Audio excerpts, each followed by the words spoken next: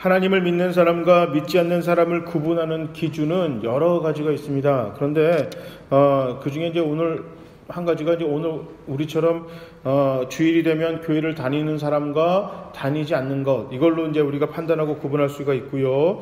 좀 더 근본적으로는 예수 그리스도를 어떤 분으로 믿고 있느냐, 어떤 분으로 우리가 마음속에서 생각하고 정하고 있느냐, 이것으로 하나님을 믿느냐, 예수를 믿느냐, 믿지 않느냐, 이렇게 구분할 수가 있습니다.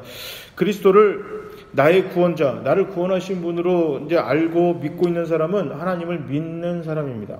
하나님을 믿는 사람이에요. 그런데 교회를 열심히 다님에도 불구하고 예수를 그냥 좋은 사람, 아주 좋은 말 하시는 분, 착한 분, 이 정도로만 알고 있는 분은 평생 교회를 다녀도 하나님을 믿고 있지 않는 것입니다. 또 하나님을 믿는 사람 중에는 우리가 어떤 기준을 이제 두기도 하지만 이제 믿음이 좋은 사람과 믿음이 조금 약한 사람, 이렇게 이제 또 구분하기도 합니다. 뭐 믿음이 성숙하냐 아니면 그렇지 않냐 이렇게 이야기도 하는데요. 이제 이걸 저희가 이제 사람이 판단하기는 참 어렵습니다. 이 사람이 믿음이 성숙했는지, 믿음이 좋은지, 믿음이 약한지, 이게 우리가 이제 목사라도 이거 함부로 판단하기는 어려운데, 그래도 이제 어떤 이제 사람이 와서 목사님, 저 사람이 믿음이 좋은지 안 좋은지를 어떻게 알 수 있어요? 라고 하면 일단 다른 건 몰라도 저는 주일 성수다 이렇게 얘기를 합니다. 예배를 드리는 태도를 보면 이 사람이 믿음이 좋은지 안 좋은지를 알 수가 있다. 그러니까 이제 부득이한 경우가 아닌 경우, 내가 예배를 생각하는 그 태도를 보면 그 사람이 믿음이 어떤지를 그냥 알 수가 있습니다. 그러니까 믿음이 이제 좋은데 예배를 드리는 태도가 엉망일 수는 없고요. 그러니까 예배를 태도가 엉망인데 믿음이 좋을 리가 없다라는 거예요. 그러니까 믿음이 나쁜데 예배에 대해서 아주 열심히 다니는 경우는 간혹 있을 수 있으나 그것도 참 어려운 일입니다. 그러니까 예배를 어떤 태도를 드리냐, 내가 예배를 대하는 자세가, 저 사람이 예배를 대하는 태도가 어떠냐, 이걸 가지고 믿음이 성숙하냐 성숙하지 않느냐, 이것을 우리가 살펴볼 수가 있습니다. 또 이게 보면 교회에 이제 헌신하는 정도를 가지고 얼마나 성숙했느냐, 이걸 알 수가 있어요. 교회에 이제 헌신하는 방법은 여러 가지가 있겠죠. 뭐 몸으로 헌신하는 것도 있고, 기도로 헌신하는 게 있고, 물질로도 헌신하는 게 있고, 또 분위기 조성하는 그런 게 있어요. 이게 똑같은 일인데 긍정적으로 이게 우리가 똑같이 어려운 일임에도 불구하고 우리가 기도를 한번 해봅시다, 이런 분위기가 가는 경우가 있고, 그냥 애시당초 안 되니까 하지 맙시다, 이런 부정적인 반응으로 가는 경우가 있습니다. 그러니까 똑같은 일을 우리가 긍정적으로 받아들이고 어떻게 하는 것도 헌신의 한 종류입니다. 이렇게 많은 이제 헌신을 하는 걸 보고 이 사람이 얼마나 성숙했느냐 성숙하지 않았느냐 이렇게 판단할 수 있는 것입니다. 또 어떤 게 있을까요? 특별한 신앙 체험을 보고 우리가 저 사람의 믿음이 그래도 좀 있다 없다 이렇게 판단하기도 합니다. 물론 하나님을 믿는다고 해서 누구나 특별한 체험을 하는 것은 아닙니다. 뭐 특별한 체험이라고 하면은 우리가 무슨 뭐 방언도 할 수가 있고요, 환상을 볼 수도 있고요. 그러니까 믿음이 좋다고 그래서 다 방언하는 것도 아니고, 그러니까 방언을 못 한다고 그래서, 아니면 이런 특별한 체험을 못 한다고 그래서 이 사람의 믿음이 없다 이렇게 판단하기도 참 어려운 겁니다. 하지만 우리가 체험을 통해서 믿음이 성숙되어집니다. 그러니까 이게 이 말은 뭐냐면, 그것을 특별한 체험을 한다고 해서 이 사람이 믿음이 좋구나 이렇게 판단할 수는 없지만, 분명한 건 특별한 체험을 함으로 인해서 나의 믿음이 성숙되어지는 것은 분명한 사실입니다. 그런데 우리가 이 체험 중에서, 특별한 체험 중에서 가장 중요한 게 뭐냐? 하나님 말씀을 듣고 순종하는 겁니다. 이게 가장 특별한 체험이고 믿음의 성숙도를 판단하는 것입니다. 모세를 예로 들어갈 수 있어요. 모세가 하나님의 부르심을 받아 출애굽, 애굽에서 나오는 지도자가 되었을 때 한번 우리가 생각해 보겠습니다. 모세는 먼저 아주 특별한 체험을 했습니다. 떨기나무가 뜨거운 햇볕에서 쉽게 타버립니다. 그러니까 이게 특별한 일은 아니에요. 떨기나무가 이 모세가 봤을 때 불이 났구나, 이게 아주 특별한 일은 아닙니다. 특별한 건 뭐냐면 불이 나음에도 불구하고 그 나무가 타지 않는 게 특별한 겁니다. 자, 이제 모세는 그냥 평상시 일어날 수 있는 일이 일어났는데 가서 보니 특별한 일이 일어난 것입니다. 자, 이거 신기하다, 이거는 뭔가 있다라고 모세가 발견했을 때 그가 하나님을 만납니다.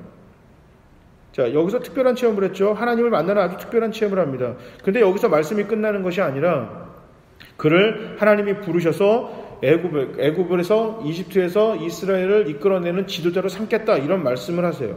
히브리인들을 종살이에서 해방시키라, 이렇게 하나님 명령하셨습니다. 자, 특별한 체험입니다. 그렇다면 모세는 한 번도 그 전에 하나님을 만난 적이 없기 때문에 분명히 만나기 전보다 믿음이 성숙했을 겁니다. 드디어 이제 하나님을 개인적인 특별한 체험으로 만났으니까. 이거는 특별한 체험은 다분히 개인적이에요. 물론 공동체적으로 오기도 합니다. 오순절날 이제 그들이 초대교회가 기도할 때 성령이 임하여 그곳에 기도하는 모두가 특별한 체험을 공동체적으로 했지만 또 다분히 개인적인 것도 그래요. 그러니까 내가 개인적으로 하나님을 인격적으로 만나거나 특별한 체험을 하면 이걸 설명하기도 뭐한데 분명히 내가 전보다는 믿음이 단단해진 것을 발견을 합니다. 아마 모세도 그랬을 거예요. 모세도 한 번도 그냥 하나님을 만난 적이 없어요. 개인적으로. 그런데 드디어 모세가 80살 때 하나님을 개인적으로 만납니다. 그렇다면 전에 그가 그냥 어렴풋이 생각했던 하나님과 확실한 하나님을 만났기 때문에 과거와 만나기 전과 후는 그의 믿음은 달라졌을 겁니다. 그런데요, 우리가 믿음이 달라졌으니까 모세의 태도가 확 변했을 거라고 생각하지만 전혀 그러지가 않았습니다. 하나님이 모세를 부르셔서 히브리인들의 종살이로부터 해방시켜라. 히브리인들을 해방시켜라. 내가 그것을 너를 통해서 시킬 것이다 라고 했단 말이에요. 그러니까 무슨 지팡이가 뱀이 됐다가 다시 또 지팡이가 되고 이런 기적도 하나님께서 보아주셨어요. 그런데 그 다음에 모세가 취하는 태도는 전혀 뜻밖입니다. 어떤 태도를 취했냐면 도망갑니다. 말씀에 듣고 아멘하고 순종하고 하나님 말씀대로 하는 게 아니라 모세는 도망갑니다. 그렇다면 모세는 도망갔던 모세는 있는 사람이에요? 없는 사람이에요? 하나님의 특별한 체험을 분명히 했음에도 불구하고 그래서 전보다 믿음이 더 단단해졌는데 그의 삶은 하나님 앞에 딱 달라붙는 게 아니라 도망치는 삶을 살았습니다. 다시 하나님을 만나 순종하고 돌아갑니다. 자, 모세를 히브리인들에 출입시키는 지도자가 되게 하셨어요. 모세는 아멘하고 순종하면서 가면서 점점 그의 믿음이 더욱더 성숙해짐을 느꼈습니다. 처음에 모세는 하나님이 하라 그러니까 안 한다라고 거부했어요. 그러다가 하나님이 너가 해야 된다라고 하니까 그냥 마지못해 하는 척하다가 도망가다 다시 또 걸렸어요. 그래서 정말 억지로 갔습니다. 애국까지 억지로 가는데 하나님 말씀대로 하나씩 순종하면서 결국 어떻게 됩니까? 그의 마음이 엄청나게 단단해지고 믿음이 성숙한 사람이 됐습니다. 결국 어디까지 갔습니까? 80세 때 한번 상상해 보세요. 80에 하나님을 만났어요. 모세는 40살을 왕자로 살다가 40살 때 내가 이 히브리 민족을 통해서 이 나라 왕이 되겠다는 큰 뜻을 품었다. 이게 와장창 무너졌습니다. 그리고 도망갔습니다. 아니 왕자에서 목동이 됐어요. 완전히 그냥 인생이 와장창 무너졌습니다. 그리고 그렇게 40년을 지냈습니다. 그리고 80살 때 하나님을 만났어요. 그리고 하나님이 새로운 꿈을 주십니다. 자, 그리고 모세가 이집트를 무너뜨리죠. 이집트랑 어떻게 보면 하나님과 이집트 싸움인데 중간에 사람들 눈에 볼 때는 모세랑 이집트와의 싸움이에요. 이건 말이 안 돼요. 개인 대 어떻게 나라가 싸움이 됩니까? 돼서 이겼어요. 홍해를 가릅니다. 그리고 40년 동안 광야를 지나가면서 모세를 통해 하나님 수많은 일을 하십니다. 자, 80대 만나고 또 40년이라는 기간이 흘렀습니다. 그리고 나서 하나님이 하시는 말씀, 모세 말년에 뭐라고 하세요? 너는 그 땅에 못 들어간다. 아니 80대 꿈을 줘두고 80대 새로운 꿈을 줘서 40년간 끌고 왔는데 40년 만에 갑자기 그 하루아침에 말을 뒤집으시는 하나님의 모습을 볼 때 우리가 볼 때 어떻게 생각합니까? 억울하고 말도 안 되는 건데 모세의 태도가 기가 막힙니다. 정말 안 됩니까 하나님? 안 된다. 그러니까 그 땅 한 번만 보게 하시옵소서. 그러니까 올라가서 봐라. 그래서 한번 생각해서 120 먹은 할아버지가 몸도 정정해요. 아프지도 않은데 40년 동안 자기가 꿨던 꿈이에요.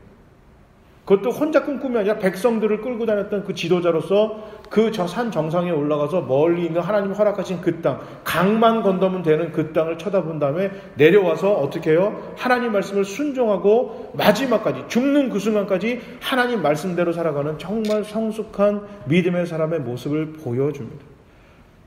헌신과 특별한 체험을 가지고 우리는 저 사람이 믿음이 좋구나, 정말 성숙된 믿음이구나 이렇게 판단하기도 합니다. 하지만 진짜 우리의 믿음을 성숙시키고 단단하게 만들고 우리가 하나님 앞에 크리스찬으로서 이 땅에 정말 당당하게 살아갈 수 있는, 많은 사람들에게 영향을 미칠 수 있는 그 믿음에 성장시키는 조건은 하나님의 말씀을 순종하느냐 순종하지 않느냐, 그것에 달려 있는 것입니다.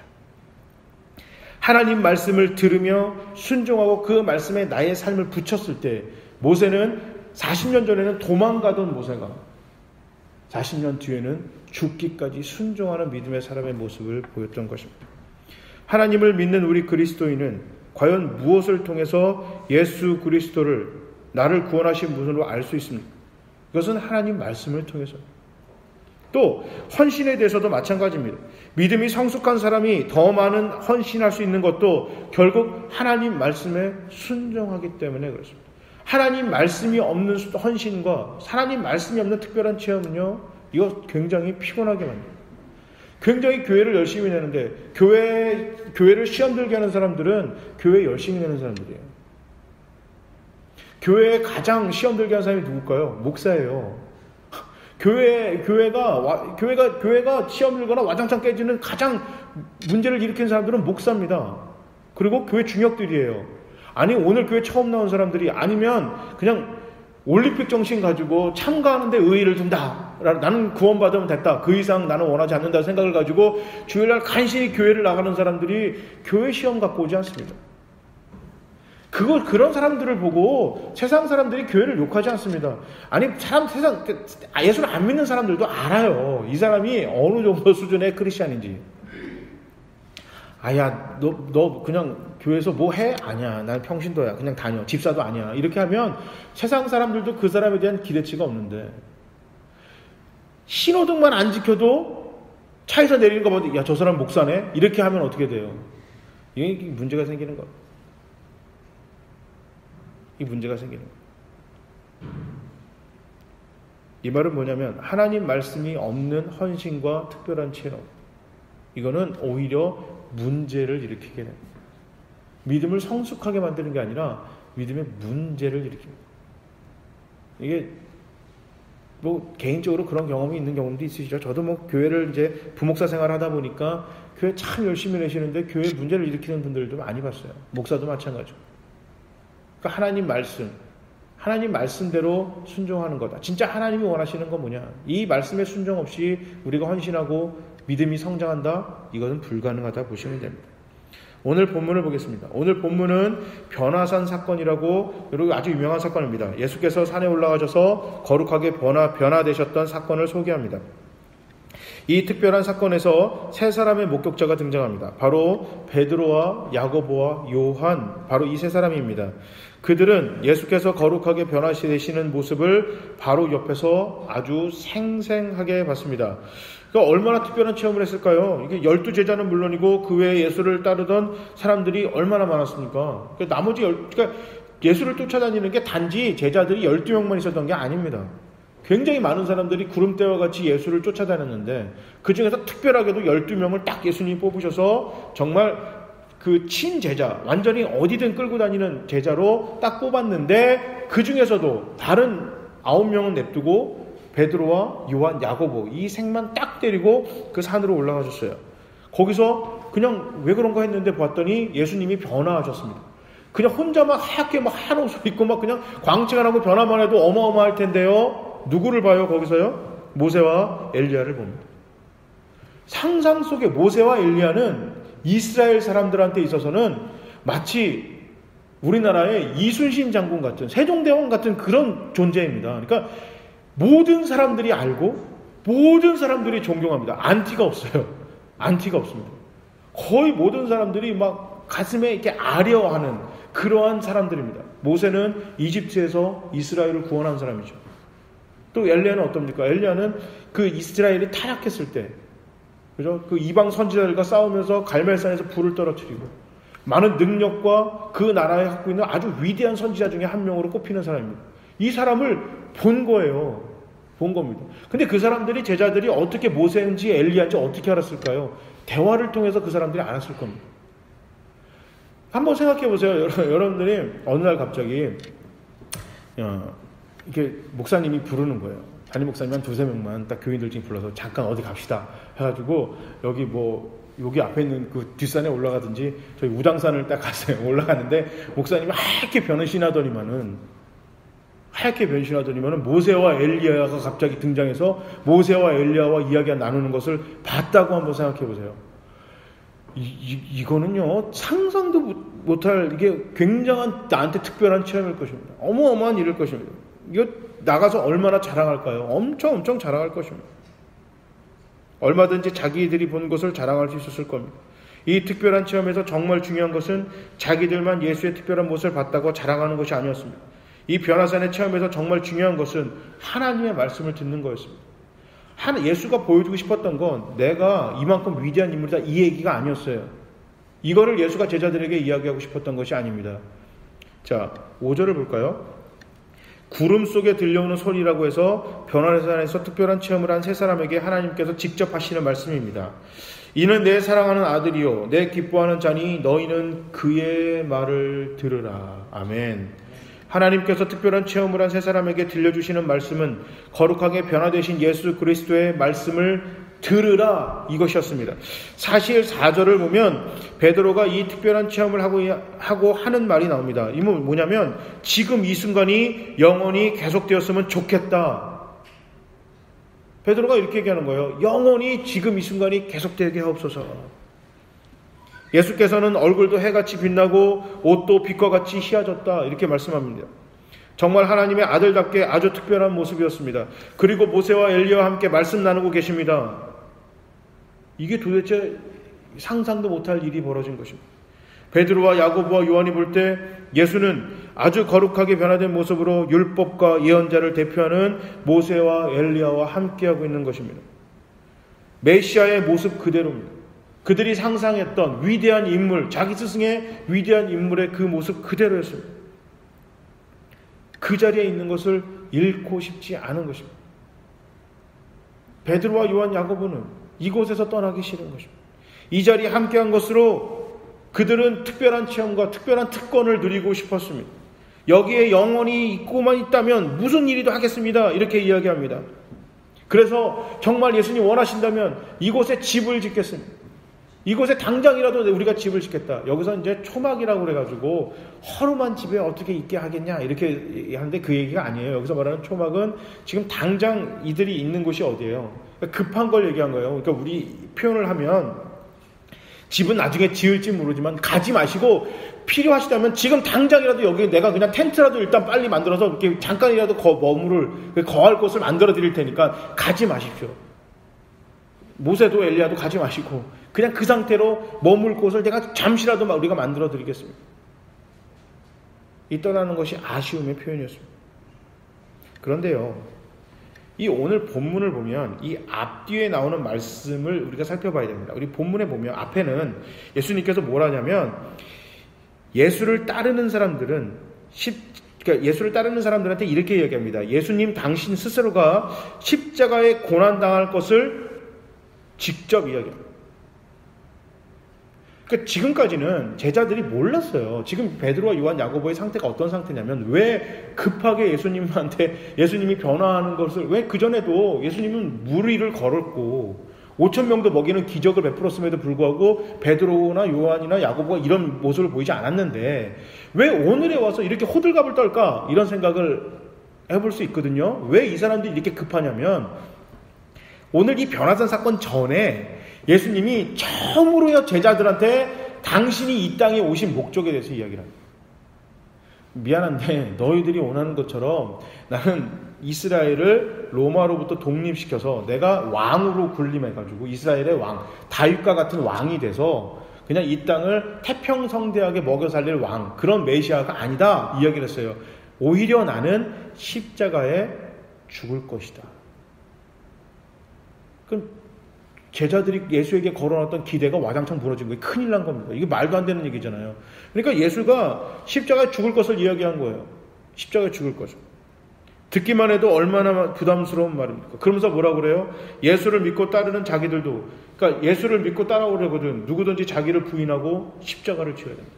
나처럼. 그것만이 제자라는 거예요. 그러니까 제자는 스승의 원하는 걸 하는 게 제자잖아요. 그러니까 너희가 내 제자가 진짜 제자가 되려면 지금 12명 쫓아다닌다고 이게 아니라 내가 하는 그 삶, 내가 원하는 그 삶을 너희도 똑같이 살아야 한다. 그것만이 제자다. 이렇게 얘기를 하셨단 말이에요. 그러니까 지금 제자들은 완전히 지금 진퇴양난에 빠진 겁니다. 자기가 쫓았던 스승인 예수는 죽는다고 하죠. 그런데 갑자기 스승님 하는 말이 진짜 제자가 되려면 스승처럼 자기들도 십자가 지고 가야 된다는 얘기입니다. 그러니까 이 제자들 입장에서는 완전 절망에 빠진 거예요. 자기들이 원했던 거는 어떤 고난이 있다 한들 결국엔 어떻게 돼요? 예수가 왕이 돼서 찬란한 빛난 영광을 이 땅에서 누리길 바란 거예요. 그런데 예수님은 전혀 뜻밖의 것을 얘기합니다. 세상에서 망해야 된다고 이야기를 하고 있는 거예요.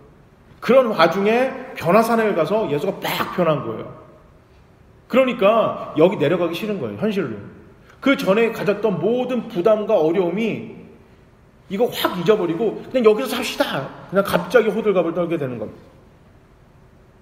그리고 오늘 말씀 뒤에 어떤 내용이 나오냐면 제자들이 사역을 제대로 감당하지 못하고 실패했다. 이렇게 나옵니다. 예수께서는 분명히 제자들에게 귀신을 쫓아내는 권세를 주셨는데 제자들은 귀신을 쫓아내는 일에 실패하고 맙니다. 그리고 누가 더 크냐 이 싸움하는 모습을 보여줍니다. 그래서 예수님은 이번에도 사람들 손에 넘겨져 고난당하시게 될 것을 다시 한번 이야기하십니다. 변화산 사건 앞에서나 뒤에서나 산 밑에서는 무엇 하나 시원하게 해결되는 일이 없었습니다. 힘들고 부담스러운 일뿐입니다. 그냥 부담 정도가 아니라 죽기만큼 싫은 일들입니다. 여기가 너무너무 좋은 겁니다. 다 잊어버리는 것입니다. 현실로 돌아가기 싫을 어려움이 내 앞에 산재 있고 살아가면서 예수의 제자로 살아가지만 무엇 하나 딱히 깨끗하게 선명하게 해결되는 것 없이 하루하루를 살아가는 그 삶이 너무나 고단한 것입니다.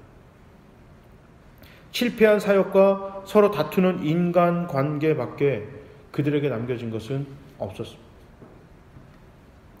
베드로는 바로 이런 가운데 영광스럽게 변화되신 예수를 보게 되었으니 참 좋았습니다.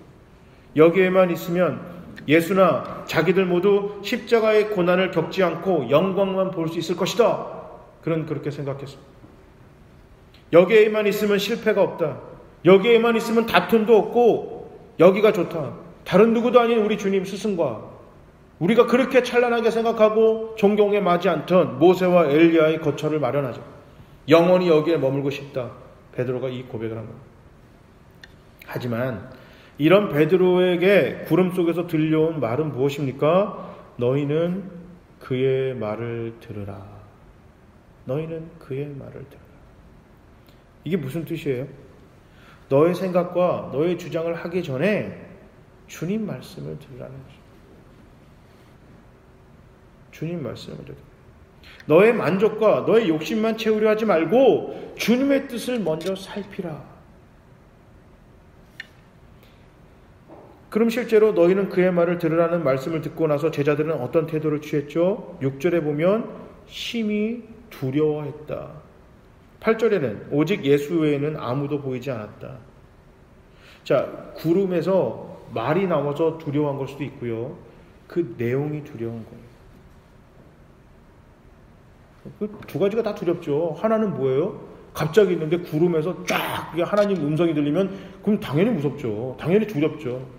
그리고 이것도 특별한 체험이잖아요. 바짝 엎드렸는데 내용을 보세요. 예수의 말을 들으라. 그러고 나서 보니 예수밖에 남아있지 않았습니다. 오늘 말씀에서 우리는 참된 믿음이 무엇인지 알 수 있습니다. 믿음이란 내 뜻을 구하는 것이 아니라 하나님의 뜻을 구하는 것입니다.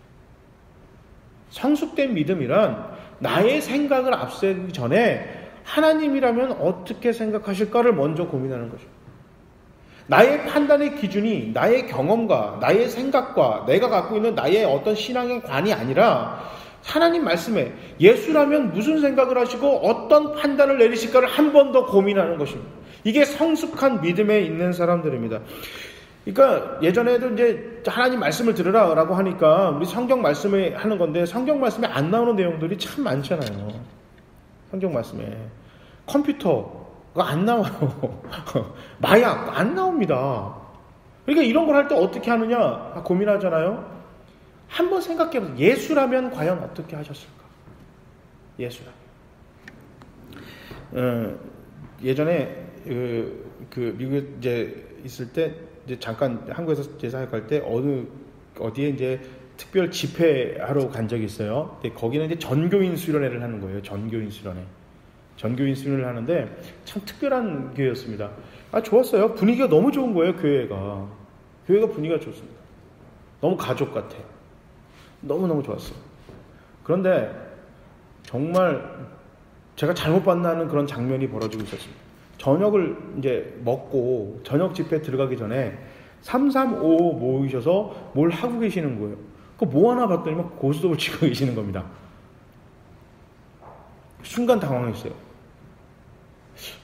교회 분들이 아닌가? 보니까 뭐 나를 이렇게 픽업하셨던 장로님도 거기도 같이 치고 계시고, 그 청년들은 마음이 안 좋으니까 쓱 다른 데로 가고, 중고등부 애들도 그렇고, 내가 이게 뭐야? 그 나를 이제 모셨던 후에 이제 선배 목사님인데 그게 부목사님이세요. 형 이게 뭐야? 그러니까 아이고 막 그러시는 거야. 그 내가 쓱 구경 갔어요. 전 궁금한 것도 못 참거든요. 구경 가니까 돈 놀이는 안 해요. 그냥 한 테이블에 많이는 아닌데 다른 아저씨인데 한 세 팀이 이렇게 모여서 이렇게 고스톱을 치고 계시더라고요. 그래서 제가 옆에서 구경하니까 한 분이 그런 얘기를 하시는 거예요. 목사님 고스톱 칠 줄 아세요? 그러니까 네, 잘 칩니다. 그랬어요. 저 잘 칩니다. 그러니까 깜짝 놀라는 거예요. 그럼 목사님도 하실래요? 그러니까 하죠 뭐 그랬어요. 앉았어요. 그러니까 목사님이 이거 하세요. 근데 저 진짜 잘 치거든요. 착 하니까 되게 놀라시는 거예요. 아 이거 많이 해보신 솜씨네. 제가 그랬어요. 하면서 야 이거 어떻게 해야 되지 하다가 갑자기 하나님이 예수님이 진짜 정말 저한테 지혜를 주셨어요. 갑자기 딱 멈추고 자 소리를 크게 해서 목소리 크잖아요 제가. 자 그랬더니 다 쳐다봐요. 우리 기도하고 합시다 그랬어요. 그러니까 다들 멈칫하는 거예요. 기도하고 합시다 그러니까 갑자기 얼굴 표정이 이상해서 왜요? 그러니까 아 목사님 무슨 고스톱을 치는데 기도를 해요. 근데 제가 이랬습니다. 기도하고 못할 건 하지 맙시다. 그럼 기도하고 못할 건 하지 맙시다. 순간 정적이었고 저도 고스톱은 기도하고 못 치겠는데요. 그러면서 딱 놓고 나왔습니다. 그러니까 하나둘씩 슬그머니 이렇게 일어났습니다. 그때부터 이제 제가 모든 상담을 하거나 뭐 할 때 이럽니다. 하나님 말씀에 아니 뭐 그 하나님 말씀을 다 어떻게 외우냐. 목사도 다 못 외워 나도 적용하는데도. 하지만 하나님 말씀을 내가 얼마나 순종하고 따르고 하는지 갈등이 생긴다면 기도하고 못할 건 하지 마요. 그 기도가 하나님 도와주세요 이런 기도가 아니라 이 일을 통해 하나님 영광 받으세요 라는 기도를 못할 건 하지 말라는 거예요. 내 갈등이 온다. 세금 문제도 마찬가지입니다. 아니 다 세금을 뭐 어느 정도 이거는 그냥 이게 일반적인 겁니다. 기도하고 띄워 먹을 수 있으면 띄워 먹으시고 기도하고 못 뛸 것 같으면 그냥 제대로 내시고 간단한 거예요. 이걸 가지고 뭐 하나님 말씀이 어떤 은이 많이 은이 이걸 얘기할 필요가 없는 겁니다. 술 먹는 게 좋습니까 나쁩니까 얘기할 필요 없고 아니 술 드실 때 그냥 기도하고 드실 수 있으면 드시고 기도하고 못 드실 것 같으면 드시지 마십시오. 오늘 베드로와 요한과 야고보가 하나님 예수님의 변화산에서 예수가 변화하고 이걸 봤습니다. 자 이게 정말 좋습니다. 내 생각이잖아요. 아니 내 생각이지만 물론 내려가면 예수님 스승 죽어야 되고 자기들은 스승님처럼 고생받아야 된다는 게 뻔하게 있는 사실이니까 그 길을 가야 하니까 그게 싫죠. 하지만 이 모습이 너무너무 좋으니까 여기에 머무십시오. 여기에 함께 삽시다 라고 했던 게 단지 자기들만인 생각이 아닐 수도 있잖아요. 왜 베드로는 스승이 죽는다니까 못 죽는다고 그렇게 못할 거라고 얼마나 스승님이 좋았습니까? 당연히 인지상정이잖아요. 그런데 하나님이 뭐라 그랬어요? 그의 말을 들으라. 예수님이라면 무슨 생각을 하시고 예수가 원하는 대로 하는 것이 참 믿음이다라는 거예요. 우리의 기도와 나의 헌신과 나의 생각과 나의 판단은 예수가 좋아하는 것을 할 때 믿음의 사람의 생각이고 기도고 판단인 것입니다. 그곳에 나의 입장과 나의 태도를 취하는 것입니다. 목회를 할 때 목사가 좋은 대로 내가 원하는 대로 하는 게 믿음의 길이 아니고 하나님이라면 도대체 무엇을 원하실까? 어떻게 하는 게 예수가 좋아하는 것일까? 기도하고 고민하는 생각과 판단이 이것이 바로 정말 믿음 있는 목회, 믿음 있는 그런 교회를 운영하는 방법인 것입니다. 개인도 마찬가지예요. 내 자녀들을 대할 때 내 거니까 내 마음대로 하는 게 내가 이렇게 기도해 줬으니까 이렇게 되는 게 이건 폭력입니다. 이 아이가 성장해서 하나님을 인격적으로 만나고 그리고 하나님하고 좋은 관계를 맺고 그 좋은 관계 속에서 하나님이 주신 탤런트를 가지고 이 땅에서 어떤 직장을 가지고 살든 살아갈 때에 다른 누군가의 생명과 풍성한 삶을 이뤄낼 수 있는 정말 세상의 복으로 살아갈 수 있는 사람으로 성장하고 커갈 수 있도록 나는 기도하고 후원해 주는 게 믿음의 부모가 해야 될 일입니다.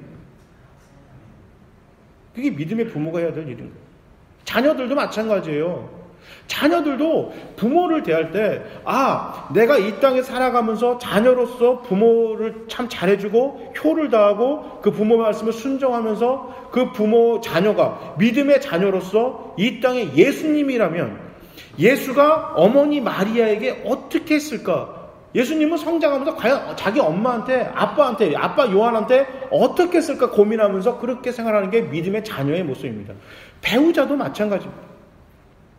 물론 예수님 결혼 안 하셨으니까 이게 안 나와서 참 문제긴 하지만 예수님이 결혼하셨다면 내 아내에게, 내 남편에게 과연 예수라면 어떻게 대했을까?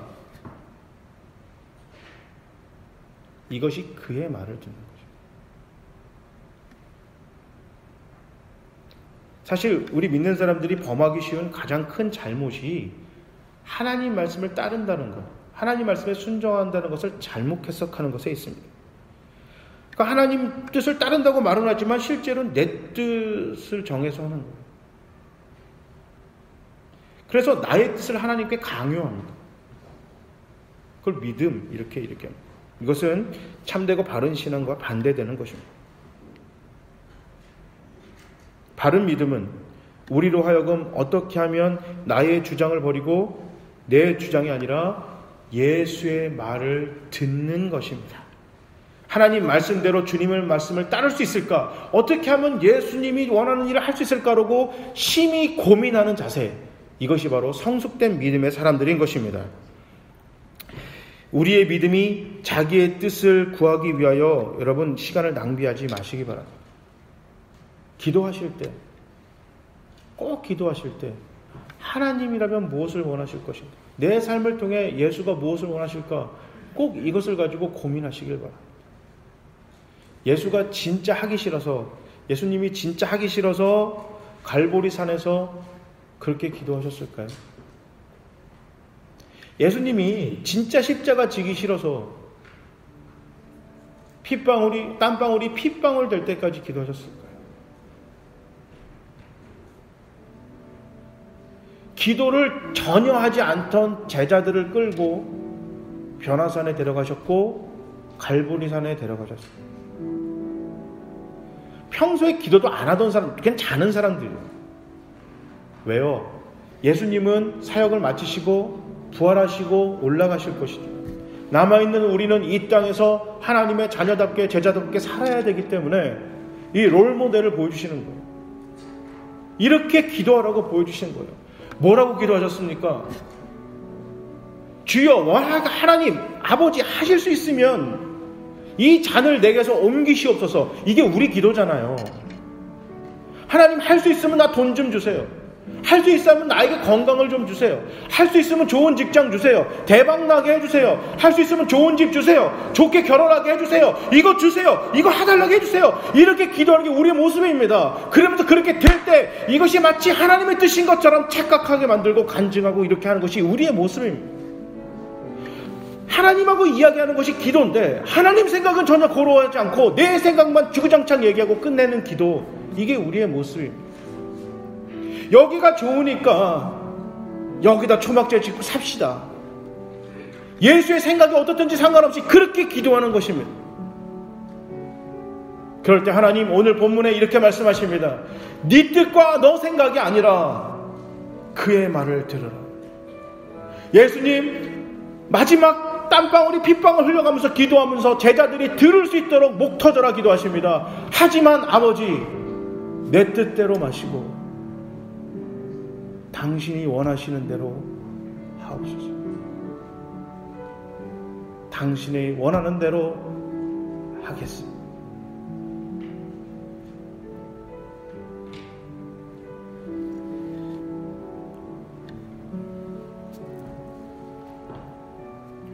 우리의 믿음이 나의 만족을 구하는 게 아니라 하나님의 만족을 구하는 기도를 하시기 바랍니다. 우리의 신앙생활이 나의 만족을 구하는 것을 하는 게 아니라 하나님의 기쁨을 위해서 신앙생활을 하셔야 합니다. 예수가 왜 십자가 졌는지, 왜 죽었는지 우리 고민하는 교회가, 그런 성도가 되시길. 한 영혼 살리기 위해서 저 높고 높은 곳에서 낮고 낮은 이 땅까지 불이 나게 달려오신 그 하나님의 사랑, 과연 하나님이 교회를 통해서 우리 각자 한 사람 한 사람을 통해서 무슨 것을 원하고 계시는지, 한 영혼 구원하는 것이 하나님이 진짜 원하는 것이라면 나의 생각, 나의 판단, 나의 태도, 나의 기도, 교회가 나아가는 방향이 확실하게 선명하게 정해질 것입니다. 예수라면 이 풍성한 포도나무 교회를 통해 이 지역에 믿지 않는 사람들에게 어떤 영향력을 미치길 원하는지 이걸 가지고 고민하고 나아가는 것입니다. 나를 하나님이 먼저 잘해줘 자녀 삼으셨다면 우리 가족에 믿지 않는 사람들이 어떻게 하면 하나님을 만나게 할 수 있을까? 이걸 가지고 고민하게 만들고 기도하고 생각하고 판단하는 것이 성숙한 사람, 예수의 말을 듣는 사람. 나에게 탤런트를 주셔서 이런 직장을 가졌습니다. 이 직장과 나의 능력을 통해서 하나님이 과연 어떤 일을 하길 원하시는 건가? 이거를 기도하고 바라는 것이 바로 성숙한 믿음의 사람, 예수의 말을 듣는 사람인 것입니다. 바라건대 이 자리에 있는 우리 모두는 하나님의 말씀대로 나뿐 아니라 다른 누군가의 생명과 풍성한 삶을 위해 열심히 성실하게 정직하게 사시는 예수의 말을 듣는 믿음의 사람들이 되시기를 주님의 이름으로 축복합니다.